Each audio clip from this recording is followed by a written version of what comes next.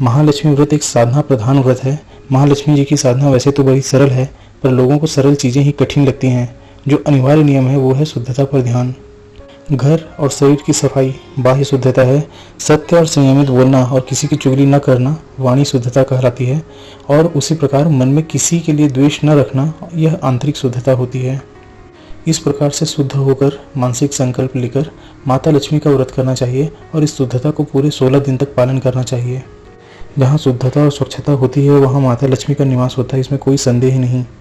हमने अपने अनुभव में और जीवन में देखा है कि जिन लोगों के मन और व्यवहार शुद्ध थे वे गरीब से अमीर हो गए और बुरी मानसिकता वाले लोग अपने पुरखों से प्राप्त हुई संपत्तियों को भी लुटा बैठे।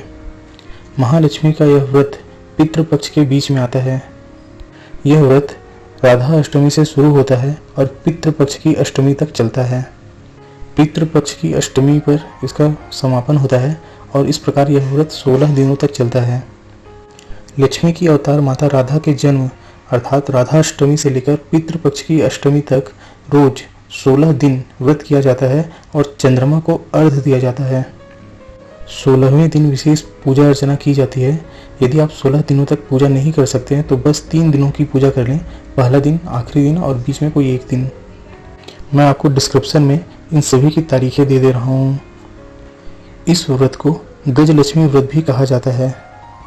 गजलक्ष्मी व्रत के दिन हाथी की पूजा और महालक्ष्मी के गजलक्ष्मी स्वरूप की पूजा भी की जाती है। इस व्रत में मिट्टी के हाथी बनाए जाते हैं और मिट्टी के अलावा बाजार से भी हाथी की मूर्ति लाकर आप पूजा कर सकते हैं। सबसे पहले सुबह स्नान से पहले हरी घास या दूब को अपने पूरे शरीर पर घिसें। स्नान आदि कार्यों से निवृत्त होकर व्रत का संकल्प लिया जाता है। हे माँ लक्ष्मी, मैं आपकी सेवा में तत्पर रहकर इस महाव्रत का पालन करूंगा।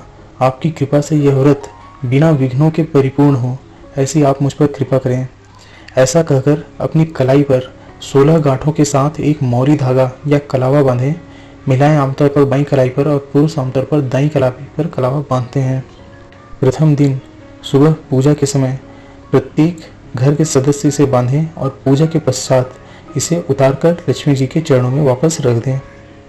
महालक्ष्मी का पूजन करने के लिए शाम को लक्ष्मी जी की पूजा का स्थान गंगा जल से साफ कर लें।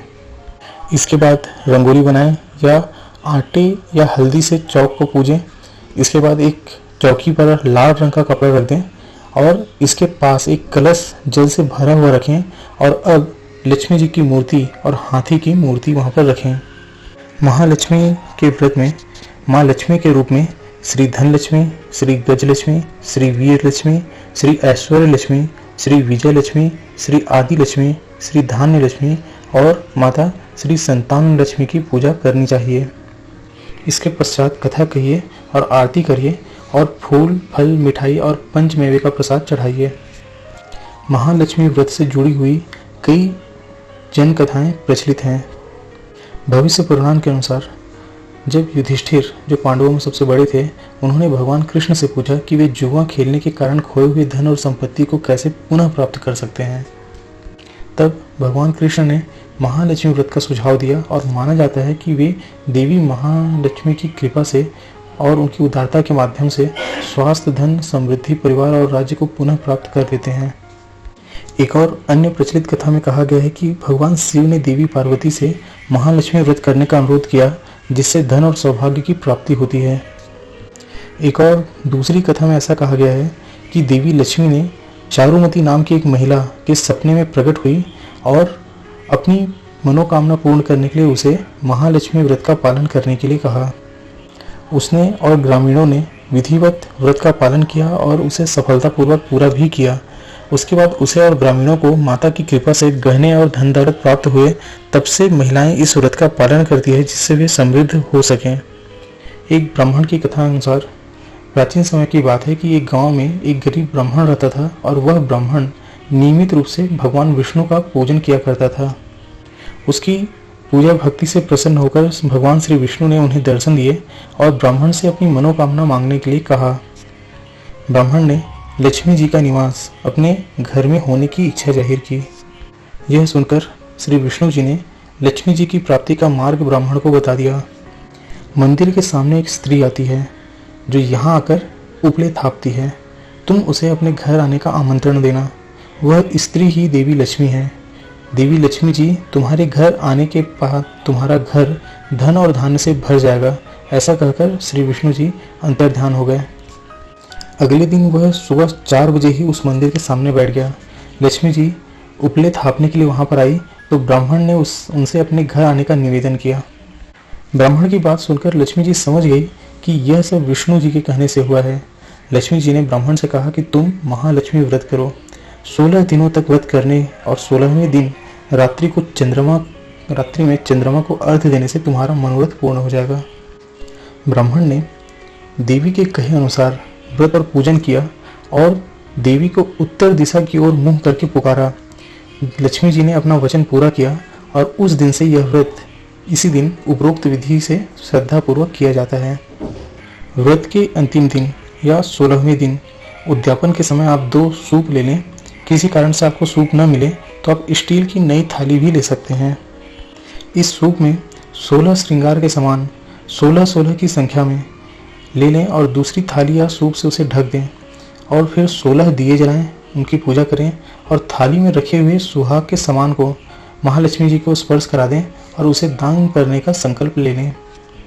जब चंद्रमा निकल आए तो लोटे में जल लेकर तारों को और चंद्रमा को अर्घ्य दें और उत्तर दिशा की ओर मुंह करके पति पत्नी एक दूसरे का हाथ थाम करके माता महालक्ष्मी को अपने घर आने का 3 बार आग्रह करें और ऐसा कहें कि हे महालक्ष्मी, हे माता लक्ष्मी, मेरे घर पधारिए, मेरे घर आ जाइए। इसके पश्चात एक सुंदर थाली में माता महालक्ष्मी जी के लिए बिना लहसुन प्याज का भोजन सजाएं और घर के उन सभी सदस्यों को भी थाली लगवाएं जिनका आज व्रत है। यदि संभव हो तो माता को चांदी की थाली में भोजन परोसें और ध्यान रखिए कि थाली ऐसी रखी होनी चाहिए जिससे माता का मुख उत्तर दिशा में हो और बाकी व्रत करने वाले पूर्व या पश्चिम दिशा की ओर मुंह करके भोजन करें। भोजन के पश्चात माता की थाली को ढक दें और सूप में रखा सामान भी रात को ढका रहने दें। सुबह उठ के इस भोजन को किसी गाय को खिला दें और दान सामग्री किसी जरूरतमंद को दान कर दें या किसी लक्ष्मी के मंदिर में भी देना उत्तम रहेगा। इस प्रकार से महालक्ष्मी व्रत पूरा हो जाता है। हमने आपको क्या करना है वह तो बता दिया, क्या नहीं करना है वो भी ध्यान दीजिए। गंदगी कभी भी नहीं होनी चाहिए। घर में जैसे सुबह साफ सफाई होती है वैसे ही सूरज के अस्त होने से पहले शाम को भी झाड़ू लगाना चाहिए और मुख्य द्वार पर तो कभी भी गंदगी नहीं होनी चाहिए। रात को जूठे बर्तन बिल्कुल भी नहीं छोड़ना चाहिए। रात को रसोई घर में साफ सफाई करने के बाद ही सोना चाहिए और किचन को पूरी तरह से साफ रखना चाहिए। अन्न का अनादर कभी नहीं करना है, खाना कभी नहीं छोड़ना है। कहते हैं कि इससे महालक्ष्मी नाराज होती है और जिससे धन व वैभव दोनों का नाश हो जाता है। और 8 लक्ष्मी में धान्य लक्ष्मी भी एक लक्ष्मी का रूप कहा जाता है। और इसके साथ यह भी ध्यान रखिए कि महिलाओं का अपमान नहीं होना चाहिए। घर में आपके हमेशा महिलाओं का आदर करना चाहिए और शाम को मीठा बनाकर खाना, यह तो नियम में है ही। सबसे महत्वपूर्ण बात जो है वो यह है कि आपको किसी की चुगली नहीं करनी है इन 16 दिनों में। यदि आप मन और अपने वाणी को पवित्र रख सकें तो आपके आसपास महालक्ष्मी जी का वास अपने आप हो जाएगा। आपको और कोई व्रत करने की आवश्यकता नहीं पड़ेगी। बोलिए महालक्ष्मी जी की जय।